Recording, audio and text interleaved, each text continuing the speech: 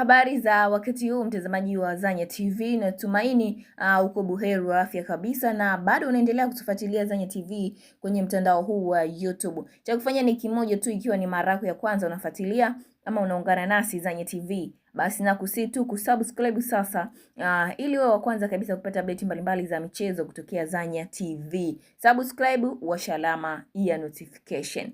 Na hapo jana tulishuhudia mchezo wa nusu finali kombe la shirikisho la CRDB Bank Federation Cup, ambapo Young Africans Yanga amevuliwa ubingwa huo wa kombe la shirikisho CRDB Bank Federation Cup kufuatiwa na kipigo cha mabao 3-2 dhidi ya wanaume 10 wa Azam FC katika dimba la CCM Kirumba hapo Mwanza, ambapo Azam FC ameifuata Simba Sports Club kwenye finali ya michuano hiyo baada ya ushindi huo kwenye nusu finali ya pili. Tunaenda kushuhudia dabi ya Mzizima dabi kwenye finali siku ama tarehe 4 mwezi wa 7 2026. Na nikukumbushe kwamba mabao hayo kwa upande wa Azam FC yamefungwa na Himidi Mao dakika ya 27, lakini pia Lamek Lawi dakika ya 86, na dakika za ziada extra time dakika ya 115 alishinda Kitambala.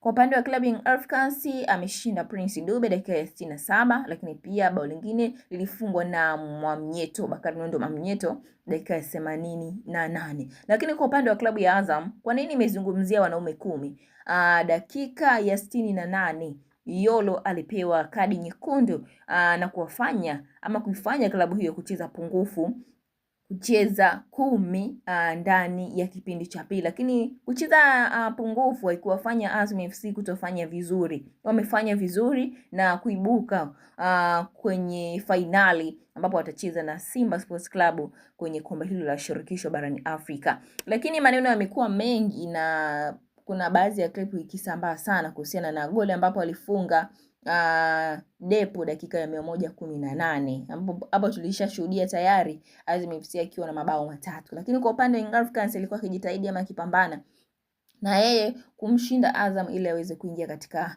finali hiyo ya kombe la shirikisho barani Afrika, lakini bao hilo lilikataliwa na muamuzi na kusema kwamba ni offside. Dakika ya 118 alishinda Depo, mchezaji huyo kutokea pale katika klabu ya Young Africans, na tutamsikia hapa mchambuzi Alex Ngeleza akifafanua kwa kina kabisa kuhusiana na goli hilo, akisema kwamba Yanga wamenyimwa goli halali. Narudia tena, akasema kwamba Yanga wamenyimwa goli halali kabisa. Lilikuwa goli halali kabisa alofunga mchezaji Depo na kukataliwa na muamuzi kwamba ni offside. Lakini hayo ni maoni ama ni maono ya mchambuzi huyo kutokea pale TV3 Alex Ngeleza, lakini pia utatoa maoni yako kwenye comment hapo, tutaisoma kwamba ni kweli ilikuwa goli lile alifunga Depo na kukataliwa kwamba lilikuwa ni goli halali kabisa. Yanga wamenyimwa ushindi ama wamenyimwa kuingia katika ubingwa huo wa kombe la shirikisho barani Afrika, CRDB Bank Federation Cup.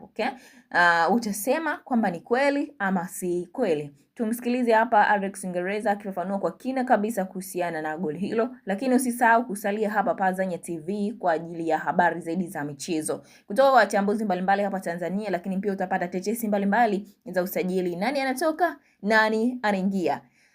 Washa alama notification, usisahau kusubscribe. Alex Ngeleza huyu hapa. Haikuwa offside. Na haikuwa offside. Yanga walinyimwa. Haikuwa offside. Yanga walinyimwa bao zuri kabisa. Unajua offside tunaitazama kabla na baada ya mpira kutoka. Sasa ukitazama ile video ambayo inasambaa sana, huoni kabla ilikuwa, yani huoni mpira wakati unacheza ulipoanzia ile starting ya mpira huioni. Ila kwa uelekeo wa mpira bado hata tunavyoona mpira kabla hujafika kwa Depo, bado ukiutazama vizuri alikuwa kwenye right position.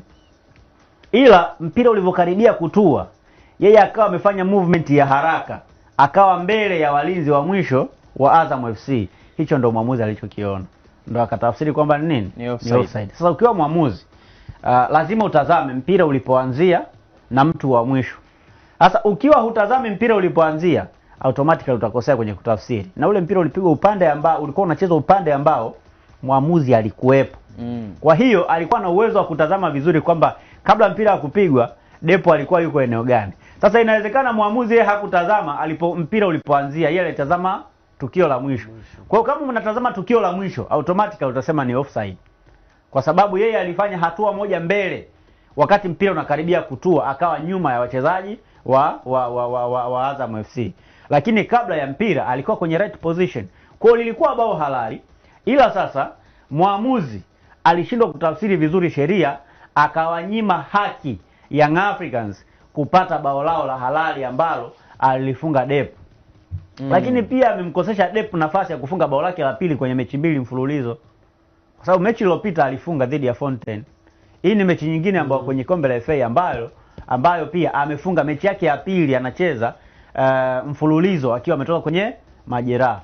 Kwa hiyo kama mwamuzi angeruhusu bao la lile jana, ina maana ingekuwa ni bao la tatu la kwake la pili tangu ametoka kwenye majeraha. Ingekuwa ni bao la tatu la Yanga wana equalize. Ingekuwa wana equalize. Sawa.